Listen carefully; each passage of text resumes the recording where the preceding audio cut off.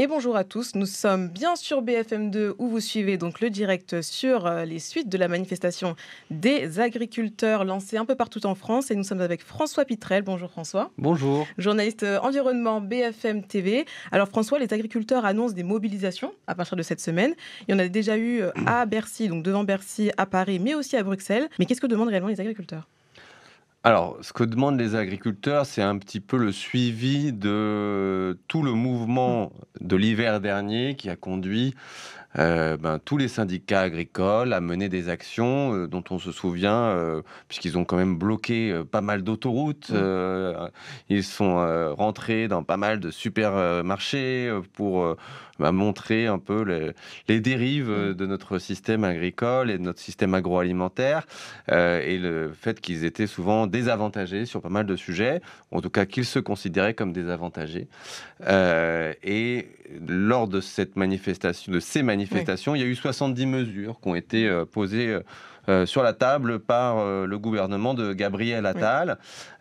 Et c'est vrai qu'il y a eu la dissolution, donc il y a une grande partie de ces mesures qui ont été lancées, sinon mises en œuvre, au moins elles ont été amorcées. Il y a des aides qui ont été versées, il y avait des aides ou de l'argent qui était stocké dans des comptes pour les aides à la PAC qui finalement mettaient du temps à arriver et qui est arrivé. On leur a donné aussi pas mal de facilités pour se financer, parce qu'il y a beaucoup d'agriculteurs qui sont très endettés et qui ont parfois du mal à racheter, par exemple, des semences pour l'année suivante. Et donc ça, il y a eu des facilités pour ceux qui sont vraiment très en difficulté pour être financés et pouvoir acheter à crédit avec des crédits qui sont intéressants. Et donc, oui. Voilà, donc en gros, il y a une partie de ces agriculteurs qui a donc reçu une partie de cet argent. Il y a des normes aussi. Il y avait trop d'administratifs. C'était les normes. Et c'était les demandes principales des agriculteurs. C'était la grande demande qu'on entendait souvent. C'est il y a trop de normes, la France, il y a trop de règles, etc. Voilà. Ça, c'est quelque chose dont on peut débattre, puisque souvent, ce sont des normes et des règles que les agriculteurs ont eux-mêmes demandées. Mais le fait est que on leur a accordé sur certains sujets, par exemple la question du contrôle des exploitations. Ils disaient on est tout le temps contrôlé, plusieurs fois par an. On a donc des gens qui viennent toute la journée. On perd une journée de travail pour leur expliquer tout ce qu'on fait. Et c'est de nouveau le cas une autre fois dans l'année pour un nouveau contrôle. Et donc ça, cette administration trop pesante, ces contrôles trop fréquents, ça les irritait énormément. Et donc, il y a eu une circulaire qui a été publiée la semaine dernière qui dit que il ne faut plus faire qu'un seul contrôle administratif chaque année. Voilà. Sachant que, je pourrais essayer juste, parce qu'on est sur BFM2, on a un peu le temps. On a le temps. Non, mais c'est juste que c'est très symbolique, parce qu'en réalité, il y a très peu d'agriculteurs qui sont contrôlés. D'accord. Très peu. Mais c'est 1%, 1% seulement des exploitations agricoles. Il y a 3000 exploitations agricoles qui sont contrôlées par les agents de l'Office français de la biodiversité, les policiers de l'environnement.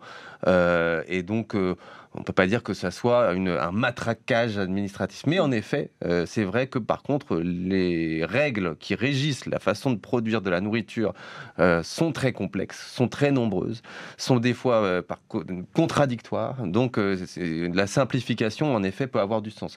Mais sur ces contrôles, c'est un peu symbolique. D'accord. On a donc la FNSEA et les jeunes agriculteurs qui manifestent et qui ont des revendications. Quelles sont-elles réellement ? Puisqu'on a nommé une liste quand même de revendications qui a été donnée. Voilà, ils ont eu quasiment tout ce qu'ils voulaient. Mais il y a deux choses qui n'ont pas été données. C'est la loi d'orientation agricole qui allait être votée et le président de la République a dissous.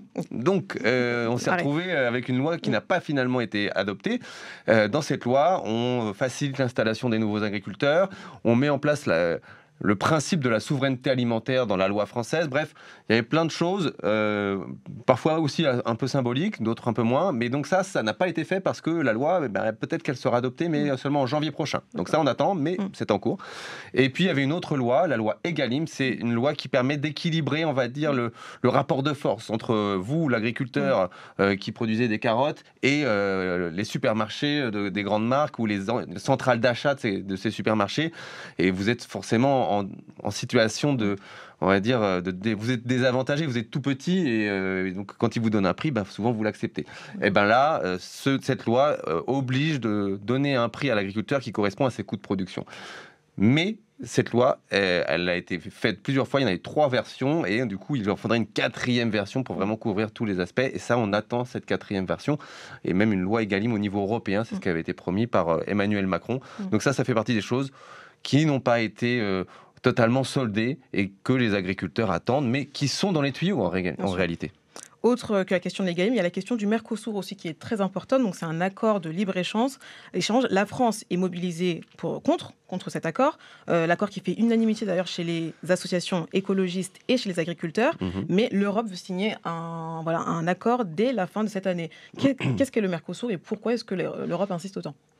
Alors le Mercosur, donc c'est un traité de libre-échange. Donc on a plus de droits de douane entre les biens qui vont aller d'Amérique du Sud vers l'Europe et d'Europe vers l'Amérique du Sud. En gros, on abolit les droits de douane, ce qui permet de développer les échanges, donc dans un système de libre concurrence, etc. Ça fait normalement le bonheur du consommateur. C'est en tout cas l'idée première. C'est-à-dire que là, on abaisse les prix. Le problème, c'est que sur la question agricole, eh bien, c'est une concurrence qui est jugée déloyale à raison par les agriculteurs français, puisque les règles de l'agriculture, comme elles sont édictées en Europe et en France particulièrement, et les règles de l'agriculture au Brésil, qui est le principal producteur agricole de la région d'Amérique du Sud concernée par le Mercosur, ne sont pas du tout les mêmes. Voilà, c'est même un gouffre, c'est un océan. D'ailleurs, il y a un océan entre les deux. Mais tous les pesticides qui sont interdits chez nous sont autorisés. Les hormones de croissance, les farines animales pour nourrir les bêtes, les modes de culture, les OGM, qui sont autorisés là-bas, qui sont interdits chez nous. Et par exemple, le bien-être animal, qui est une préoccupation majeure de nos agriculteurs, même s'il y a des dérives, et les associations le montrent d'ailleurs régulièrement, ça n'a rien à voir avec la situation dans ces pays. Donc c'est une concurrence déloyale parce que du coup les coûts de production des Brésiliens sont beaucoup moins importants et donc leur viande est meilleur marché, de moins bonne qualité et dans des conditions environnementales un peu mauvaises, mais ils vont se retrouver avec un prix inférieur sur le marché français. Donc un industriel qui va fabriquer, je ne sais pas moi, des pâtes bolognaises, il va devoir acheter du bœuf sur le marché. Et peut-être qu'il va aller acheter du bœuf brésilien parce que c'est pas de bolognaise, du coup, il pourra les faire à moins cher dans le supermarché à la fin. D'accord. Mercosur, qui est donc un point fondamental. Donc, des manifestations à Bercy, en France, mais aussi à Bruxelles. Pourquoi Bruxelles ? Du coup, ça répond un peu... parce que Bruxelles, c'est l'endroit où la négociation de ce traité du Mercosur va déboucher. C'est-à-dire que c'est l'Union européenne qui négocie au nom des autres pays. Et c'est là tout le problème aussi de cet accord, c'est que c'est un accord qui est négocié depuis plus de 20 ans. On ne sait pas qui négocie, on ne connaît pas le nom des négociateurs, on ne sait pas à quel titre ils ont été choisis. Il y a forcément énormément de lobbying autour de ces gens et on ne connaît même pas le texte. Et pourquoi cette... Eh bien, c'est le secret des affaires. On ne dévoilera le texte qu'une fois que la négociation sera terminée. Tant que la négociation n'est pas terminée, on dévoilera le texte. Pour ne pas mettre de pression officiellement, peut-être sur la négociation en tant que telle. Mais de fait, les gens négocient depuis des années sans qu'on sache vraiment exactement sur quoi. Alors, on a des bribes. Il y a eu déjà un premier accord qui avait été déposé en 2019, il me semble. Mais donc, on a des éléments, mais on ne sait pas exactement tous les tenants et les aboutissants de cet accord. Les agriculteurs français demandant quelque chose d'assez compréhensible, mais qui est très difficile à mettre en œuvre, c'est les mesures miroirs. Donc dire, ok, vous voulez du bœuf brésilien qui rentre sur le territoire européen, d'accord, mais il faut qu'il soit élevé dans les mêmes conditions que nous, on a à respecter en Europe. Et ça, c'est difficile à faire. Parce qu'il faudrait du coup envoyer des émissaires, des contrôleurs dans les exploitations au Brésil, vérifier que tout se passe bien. Ça s'organise. Du coup, les agriculteurs qui demandent moins de contrôle, demandent plus de contrôle. Mais en vrai, oui, ça a un sens.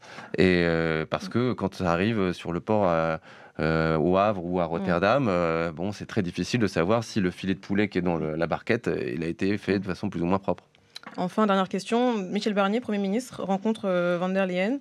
Est-ce que la question du Mercosur ou de la crise agricole sera évoquée? Est-ce que c'est l'une des raisons de cette rencontre? Ah bah, c'est l'une des principales raisons, hein. Oui. On peut se dire que c'est sûrement un des gros sujets qui sera sur la table. Le sujet est porté par le président de la République, par le gouvernement, et donc Michel Barnier, mais aussi par quasiment tous les députés français sont contre cet accord du Mercosur en défense du système agricole français dont on est très fier et dont, en tout cas, les politiques se veulent les défenseurs. Est-ce que la voix de la France sera entendue? Eh bien, rien n'est moins sûr, parce que la France n'est pas forcément isolée, mais il n'y a pas beaucoup d'alliés, en tout cas officiellement, dans les pays européens, parce que tous les pays européens ne produisent pas des biens agricoles. Et il y en a certains, par exemple l'Allemagne, qui, elle, est plutôt favorable à cet accord, parce que c'est un pays qui est en récession, qui a des difficultés économiques, et qui a un fort marché, une forte industrie automobile. Vendre des automobiles à moindre prix en Amérique du Sud dans les années à venir, ça les intéresse. Et sachant qu'en plus, ils ne produisent pas beaucoup de biens peut-être agricoles, autant que nous, finalement. Et donc, ça ne les dérange pas que cette balance commerciale soit défavorable. Donc, ça dépend des pays. Et pour l'instant, la France paraît isolée, c'est peut-être un peu fort, parce qu'il y a sûrement d'autres pays qui sont sur la même ligne que la France. Mais par exemple, l'Espagne, qui est un gros pays agricole, serait plutôt favorable du fait de ses liens avec l'Amérique du Sud. Merci François pour ces explications. Merci pour ces explications. J'espère que c'était clair. C'était très très clair et on a essayé de verbaliser le tout sur BFM2. On note que les agriculteurs annoncent des mobilisations à partir de cette semaine, notamment la FNSEA et les jeunes agriculteurs. On se retrouve dans quelques minutes pour un nouveau point sur BFM2.